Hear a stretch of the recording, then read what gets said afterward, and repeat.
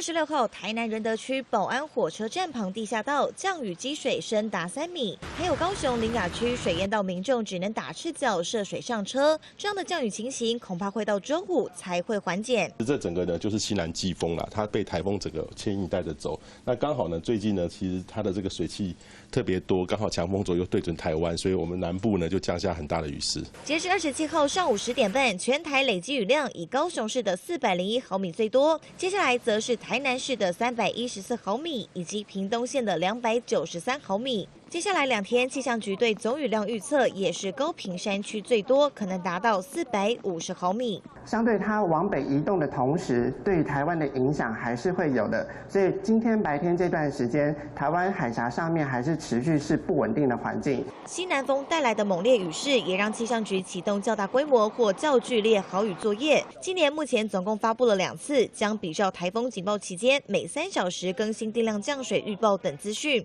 除了西南风外，另外在菲律宾东方海面上的热带扰动也有机会发展成今年第9号台风梅莎。就连郑明典也在脸书写道，下星期有个大台风，希望它如模式预报一样，远远的通过就口。这个台风有点太大太强了，是有机会可以成为热带性低气压的。那它未来走的趋势的话，大致上会朝琉球海面做靠近哦。今日中南部降雨剧烈，周末开始雨势才会明显趋缓，但面对接下来下周可能会有台风生成，由于距离台湾近，真的不能掉以轻心。记者陈文谢为安扫组台北报道。